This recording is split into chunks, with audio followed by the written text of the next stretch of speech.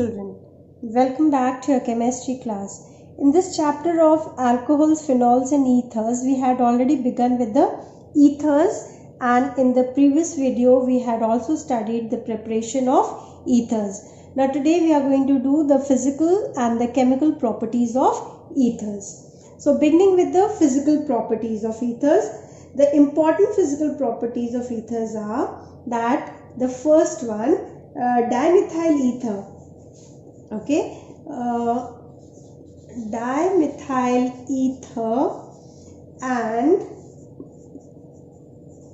ethyl methyl ether, they are gases. Okay, these are gases at ordinary temperatures, whereas all the higher ones, they are liquid and they have characteristic smell.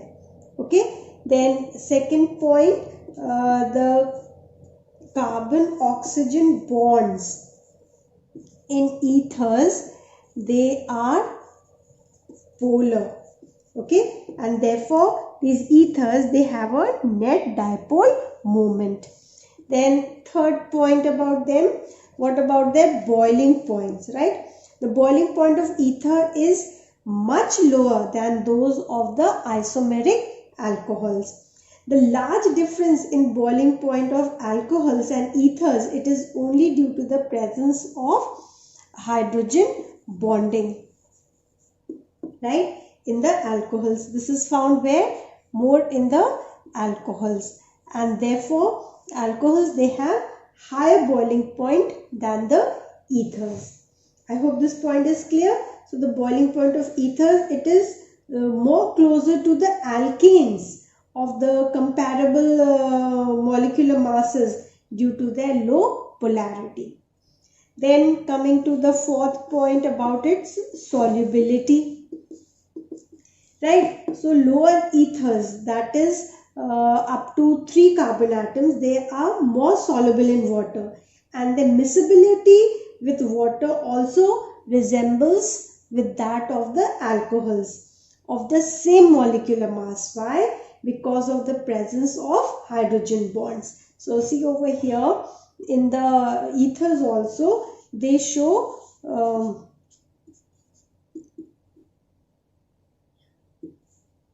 hydrogen bond over here as well.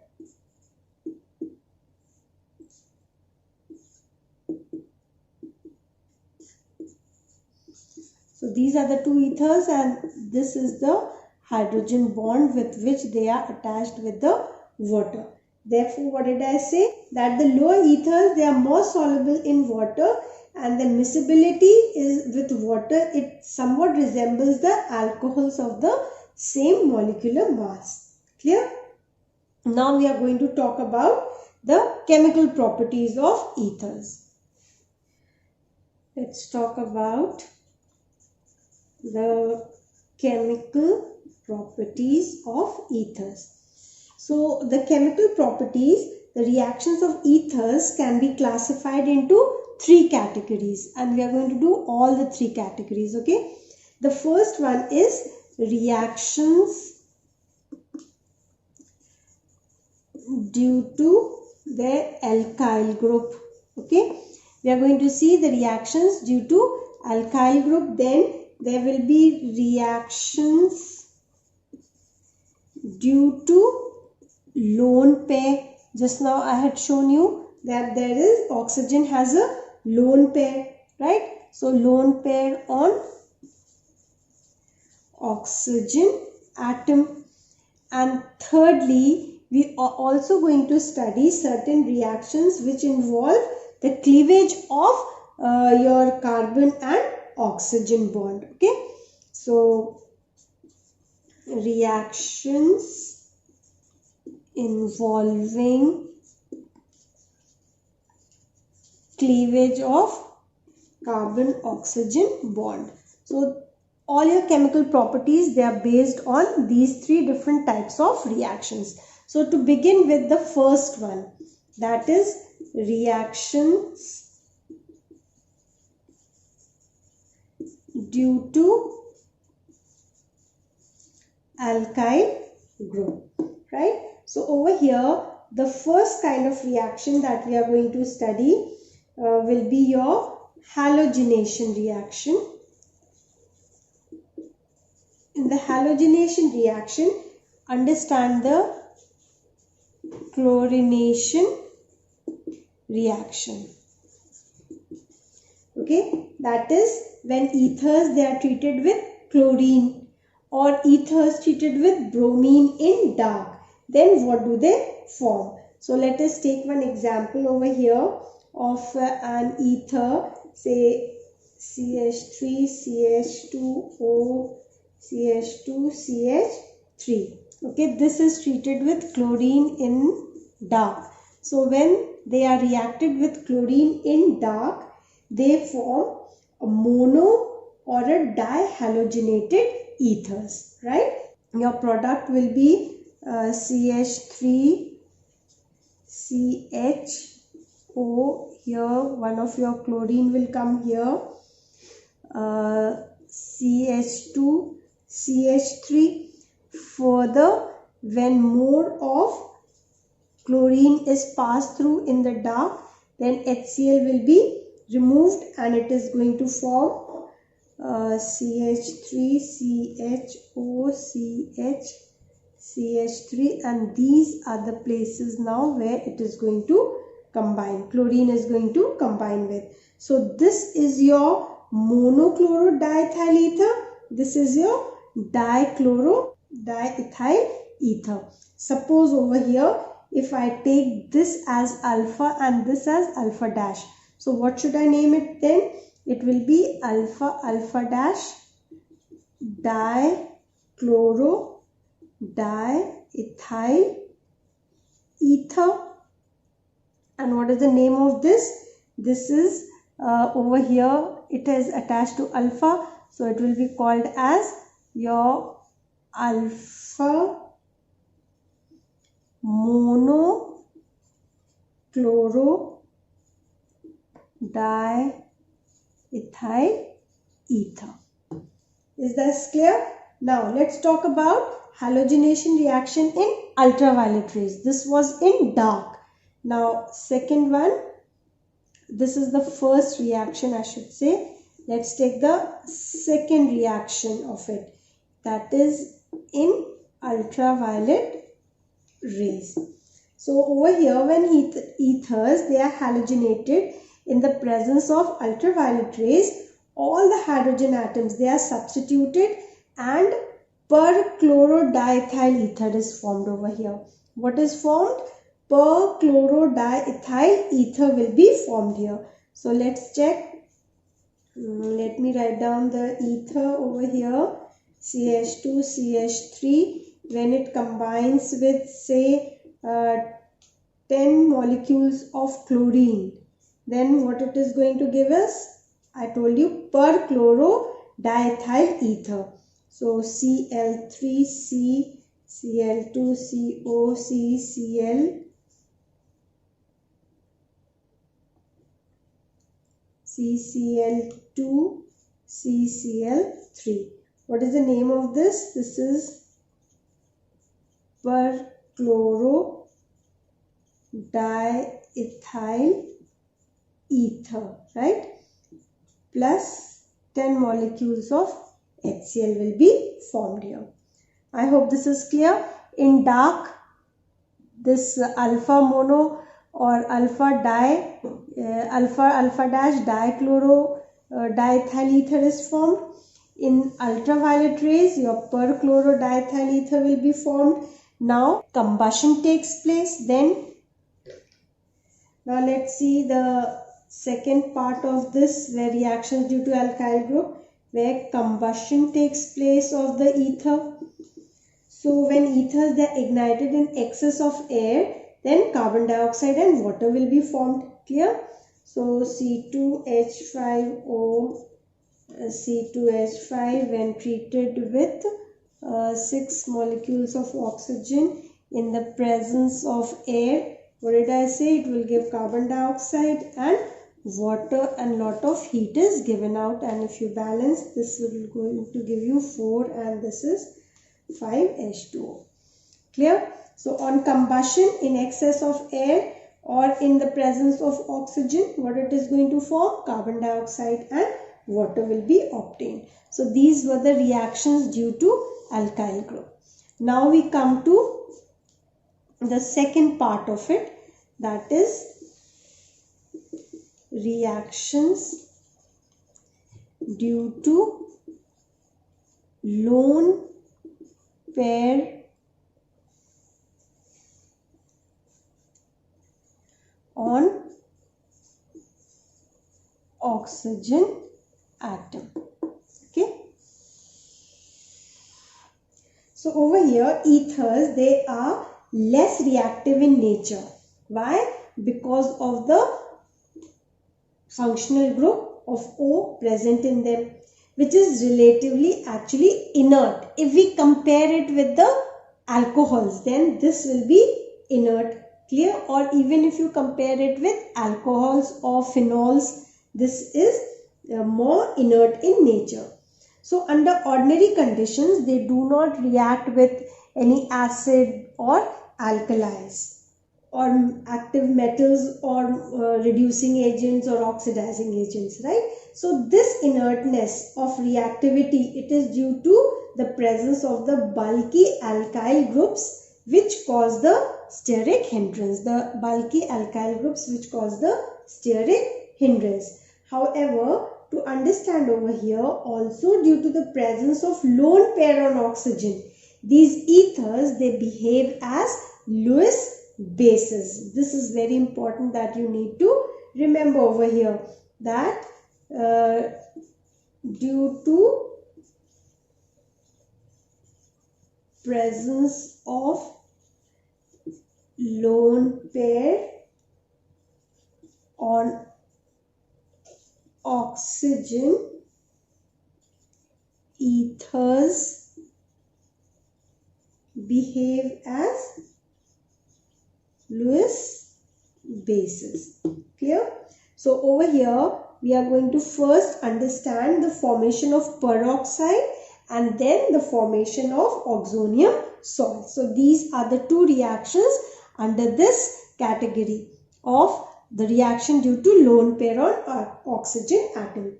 So when ethers, they are allowed to stand in contact with the air. So when the ethers, they are allowed to stand in contact with the air, right?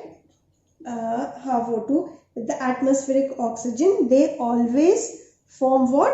Peroxides. And this reaction, it is always catalyzed by the ultraviolet rays. And what it is going to form? C2H5, C2H5O. Okay, this is your peroxide formed here. So let's take one more example, like C2H5 OC2H5 in the presence of oxygen, in the presence of light. What is it going to form? It is going to form a peroxide. Okay, so let's see, CH3CHO, CH2CH3, this forms OO and H. What is the name of this? 1-ethoxy ethyl hydroperoxide. I hope the peroxide reaction is clear. This was formation of peroxides. So I repeat over here that when ethers, they are allowed to stand in contact with the air, right, they slowly react with the atmospheric oxygen and they form peroxides, right? Or they also can form hydroperoxides. They can also form hydroperoxides. The reaction, it is catalyzed always by the ultraviolet lights. This peroxides, they are highly explosive in nature even when they are in low concentration. Remember that. Okay. Then next we come to the formation of oxonium salts. Second part of it, formation of oxonium salts. Okay, so ethers, they can react with strong acids such as concentrated sulfuric acid or HCl in the cold condition. And what do they form? They form oxonium salts. So let's look at the reaction, like C2H5, they can combine with what kind of acid is this? This is your concentrated acid. When they are cool, they will form diethyl oxonium hydrogen sulfide. Okay, so this can be written as C2H5 O becomes plus. What is the name of this compound? It is diethyl oxonium hydrogen sulfate. Clear? Then you can take one more example. C2H5 when combines with concentrated HCl, right? And this also will form C2H5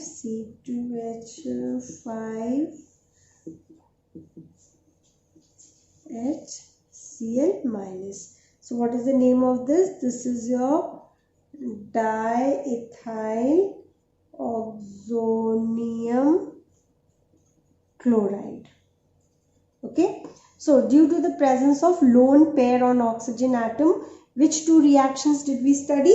We studied the formation of peroxide and the formation of the oxonium salts. I hope this is very clear. So due to the formation of these oxonium salts, the ethers, they become more soluble in these acids. Which acids? Concentrated HCl or concentrated H2SO4. So this reaction may therefore be used for the purification of the ethers. Why? Because oxonium salts can be converted back to ethers by simple hydrolysis method. Right?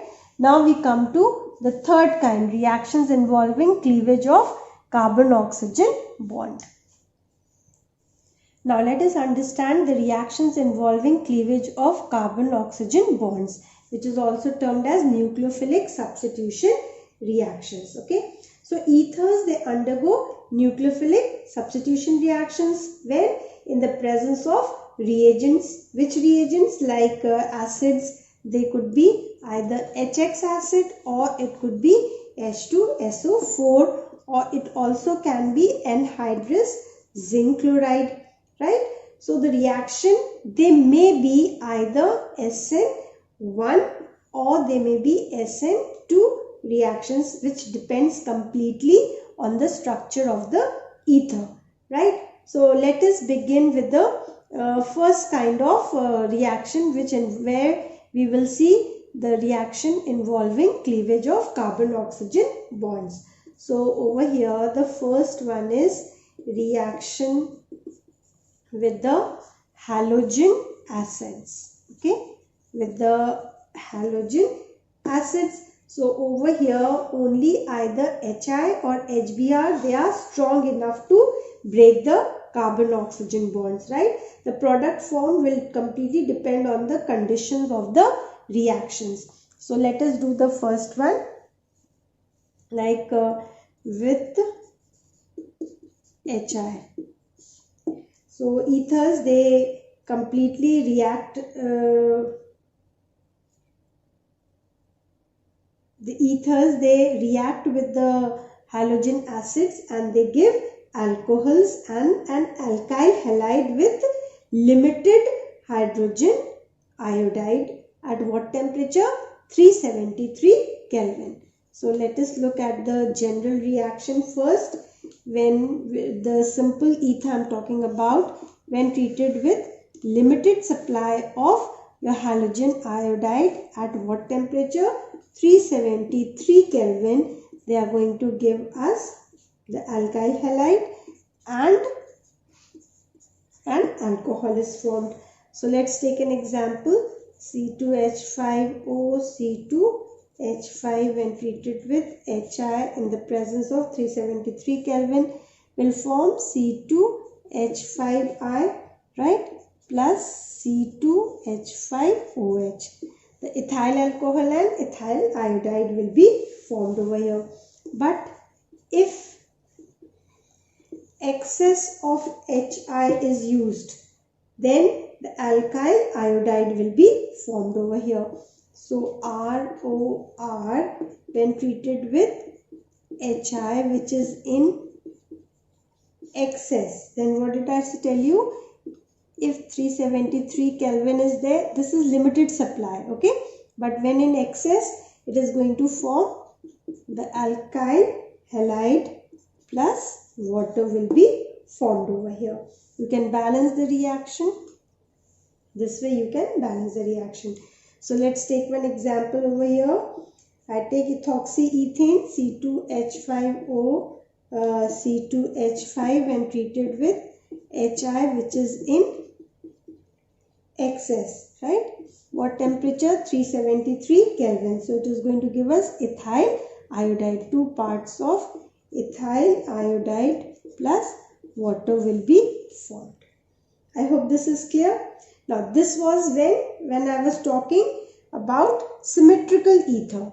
Now let me give you one example of an unsymmetrical ether. Then the alcohols and the alkyl halide formed. It completely depends upon the nature of the alkyl group, right? So if it is a primary and a secondary alkyl group are present, then the site of the cleavage is such that the halide will be formed from the alkyl group which is smaller in size, and thus it shows what kind of reaction? SN2 mechanism. So you can see over here that CH3O C2H5. What is this called as? Methoxyethane, right? When treated with HI at 373. What did I tell you? That if it is a primary, or I am going to give you one secondary alkyl group also, then the site of cleavage will be such that the halide will be formed from where? From the alkyl group which is smaller size. Now which one is smaller? CH3 smaller. So halide will be CH3I, right? So obviously your alcohol will be of the higher alkyl group, that is C2H5OH. This is your ethanol. Okay. Now this was for your primary group. Now let's talk about a secondary group like CH3O HCCH3CH3. This becomes a secondary ether. Name this ether. This will be 2-methoxypropane. When this is treated with hydrogen iodide at 373, again, what did I say? That your alkyl halide, the cleavage will take place in what form? That your alkyl group will be a group which is smaller, which is smaller in size. So which one is smaller? CH3 is smaller. So CH3 I will be formed over here, plus alcohol will be formed by the higher alkyl group, that is CH3CHOH. This is called as propanol 2, right? So what kind of reaction were we seeing over here? We were observing SN2 mechanism over here. Now if one of the alkyl group is tertiary, then the alkyl halide is formed from the tertiary alkyl group, and this follows your SN1 mechanism. So I'll show it to you just now. Now, if one of the alkyl group is tertiary, then in that case,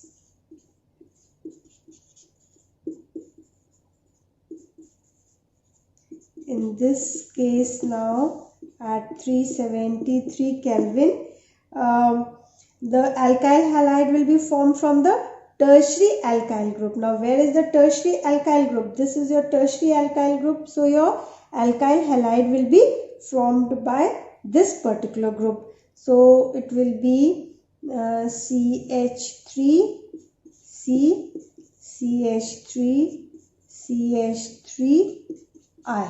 Okay, the halide group is formed over here, and then alcohol will be formed by the low alkyl group, that is CH3OH. So, in your primary and secondary, what the alkyl halide will be formed by the low alkyl group, whereas in the tertiary alkyl group, your alkyl halide will be formed from the tertiary alkyl group. Clear? Now, with alkyl aryl ethers, the cleavage with HI always gives phenol and a alkyl halide. For example, if you look at this, this is I can take this as anisole.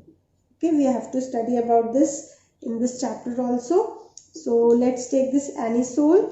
When it is treated with hydrogen iodide at 373 Kelvin, then it is going to form, what did I say, phenol. This is your phenol plus your alkyl halide, that is CH3I is formed. Now remember over here that diphenyl ether, okay, is not cleaved with hydrogen iodide. Fine. And then the last reaction involved where cleavage takes place is your reaction with PCl5. So let's take a general reaction, like we take an ether ROR dash and react it with PCl5. So we get the alkyl halide over here, that is RCl plus POCl3.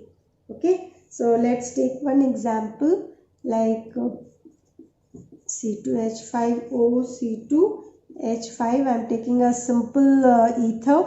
When treated with PCl5, what it is going to give us? It will give you C2H5Cl plus POCl3. You can balance the reaction.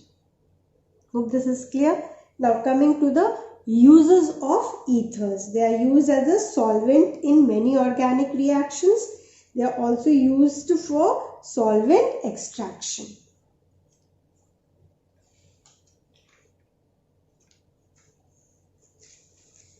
Then they are used as a solvent for the fats and oils and resins. They are used as an anesthetic. They are used as refrigerant, as a substitute for petrol, that is called as natalide, that is a mixture of alcohol and ether, right?